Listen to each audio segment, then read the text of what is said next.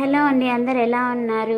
Welcome to my channel. మీలో ఎంతమందికి ఒక డే అంటే ఇష్టం? అంటే మనకి మండే టు సాటర్డే సండే వరకు ఉంటుంది కదా, ఆ డేస్లో మీకు ఏ డే అంటే ఇష్టమో చెప్పండి. నాకైతే సాటర్డేనే. ఆ రోజు మా ఇంట్లో పండగలాగా అనిపిస్తుంది. ఎందుకంటే క్లీనింగ్ చేసుకుంటా, పూజ అయితే చాలాసేపు చేస్తాను. ఎందుకంటే ఆ రోజు కొంచెం గోవిందనామాలు అవి చదువుకుంటాను అనమాట. సో ఇవన్నీ చేసుకొని గడపను పూజించుకొని అండ్ ఇంకా చెప్పాలంటే సూపర్ యాక్టివ్ అయిపోతుంది మార్నింగ్ టైంలో. ఇంకా ఈరోజైతే నేను 4:30కి లేచి యాజ్ యూజువల్ కొంచెం సేపు వాకింగ్ చేసి మార్నింగ్ పనులన్నీ చేసేసుకొని క్లీనింగ్ చేసేసుకొని స్నానం చేసి వచ్చి ఇక్కడైతే పాలు పెడుతున్నానండి. దేవుడి కోసం పాలు పెడదామని చెప్పేసి. సో ఇంకా తర్వాత ఆ పాలు పెట్టేసి ఈ వైపు అయితే నేను టిఫిన్ చేసేస్తున్నాను. టిఫిన్లోకి ఈరోజు త్వరగా అయిపోతుందని ఇలాగా కిచెన్లో ఏదైనా వంట చేసేటప్పుడు ఏదైనా కాలర్స్తో మాట్లాడితే చేయాల్సింది మర్చిపోతానండి. చూశారు కదా, దీంట్లో ఉప్మాలోకి జీలకర్ర వేసేసాను, పచ్చిశనగపప్పు వేయలేదు. సో నేను అలా మర్చిపోయాను. సర్లే అని అలాగే పెట్టేశాను, తినేసారు మా వాళ్ళు, ఏమీ అనలేదు. ఇంకా పాలు దేవుడికని కాసాను కదండి, అవి పక్కన ఒక గిన్నెలోకి తీసుకొని చల్లార్చుకోవడానికి తీసుకున్నాను అనమాట. అండ్ ఇక్కడ నేను విషయం చెప్పాలండి, మనము పొయ్యి మీద దేవుడికి ప్రసాదం చేసేటప్పుడు అయిపోయిన వెంటనే దక్షిణం వైపు పెడతాం కదా, అలా పెట్టకూడదంట. అలా పెడితే ప్రసాదం అనేది పితృదేవతలకు వెళ్తుందని చాగంటి గారు ఒక ప్రవచనంలో చెప్తే విన్నాను. సో నేనైతే ఆ వైపు పెట్టానండి. పొయ్యికి ఈ సైడ్ పెద్దది బర్నర్ ఉంటుంది కదా, ఆ సైడ్ పెడతానమాట.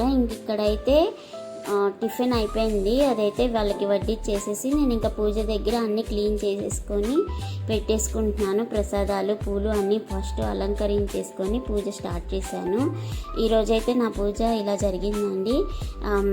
ఈరోజు మందారాలు బయట పూస్తే బయట చెట్లకి అది తీసుకొచ్చి పెట్టుకున్నాను. చాలా కలకలలాడుతుంది నాకు ఈరోజు పూజ గది. నాకు ఇవి సపరేట్గా లేదండి, పూజ గది హాల్లోనే ఒకవైపు పెట్టుకుంటాను అనమాట. ఇది అయిపోయిన తర్వాత నాకైతే టిఫిన్ మిగలలేదు. సో నేను రాగుల జావ కాసుకుంటున్నాను.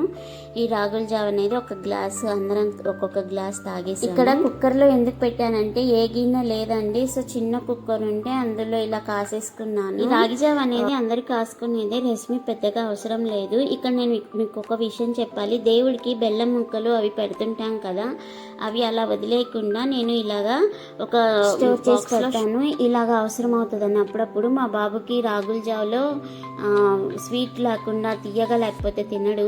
సో అందుకని చెప్పేసి మాకు పక్కకు తీసుకొని బాబు వరకు ఇంకా అది కలిపేశాను, బెల్లం అనేది కలిపేశాను. ఇంక ఈరోజు అటుకుల్చి పెట్టాను కదా, అది ఒక గిన్నెలోకి తీసుకొని అందరం కొంచెం కొంచెంగా తినేసాము. సో ప్రసాదం పెట్టినవి కంపల్సరీ తినాలండి, తినకపోతే అది విషంతో సమానమని మా అత్తగారు చెప్తుండేవాళ్ళు.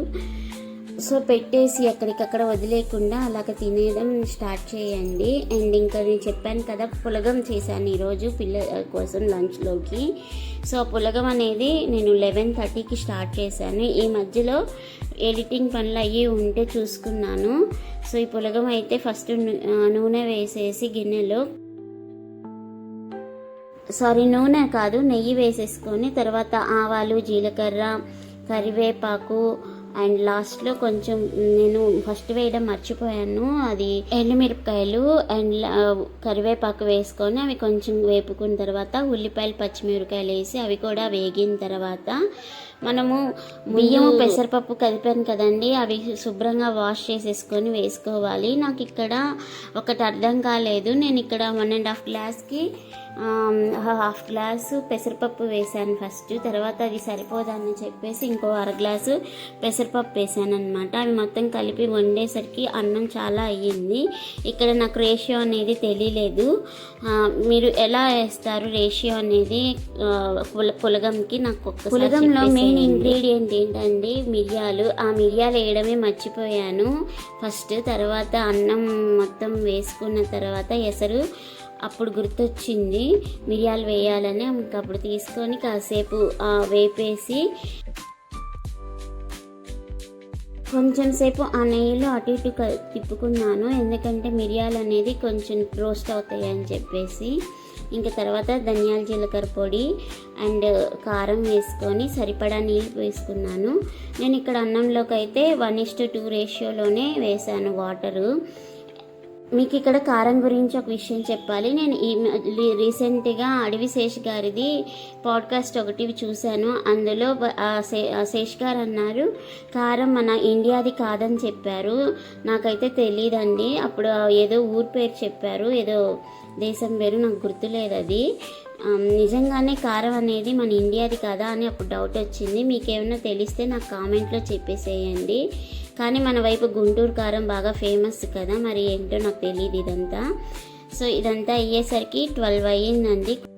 ఇంకా అప్పుడే లంచ్ చేసేసాము, వేడివేడిగా తింటే బాగుంటుందని చెప్పేసి. ఇదైతే పొడి పొడిగా రాలేదు ఎందుకంటే మాది కొత్త బియ్యము.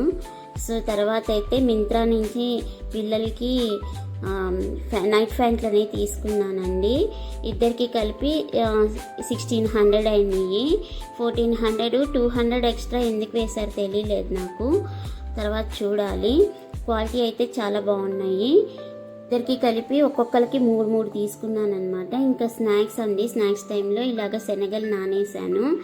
ఈ శనగలు నానేసినవి ఇప్పుడు ఈవినింగ్ టైంలో వాళ్ళకి పిల్లలకి మాకు స్నాక్స్గా చేసుకున్నాము. ఆ తర్వాత నేను వీడియో ఏమి షూట్ చేయలేదండి, పెద్దగా ఈవినింగ్ టైంలో ఏమి ఉండదు కదా, ఆ పులగమే తినేసి నెక్స్ట్ నేనైతే కొంచెం బజ్జీలు తాగి పడుకున్నాను అనమాట. అందుకే వీడియో ఏం షూట్ చేయలేదు. ఇంకా రేపు సండే కదా, కొంచెం లేట్గా లేసినా పర్వాలేదు అనుకుంటూ పడుకున్నాను. కానీ నాకు ఉంది కదండి ఎడిటింగ్ ఇవన్నీ చేయాలి కదా. సో ఈ 6 minutes వీడియో మీకు ఎలా నచ్చింది అనేది నా కామెంట్లో చెప్పేసేయండి. నచ్చితే లైక్ చేసి సబ్స్క్రైబ్ చేసుకోవడం మాత్రం మర్చిపోవద్దు. Thank you so much for watching.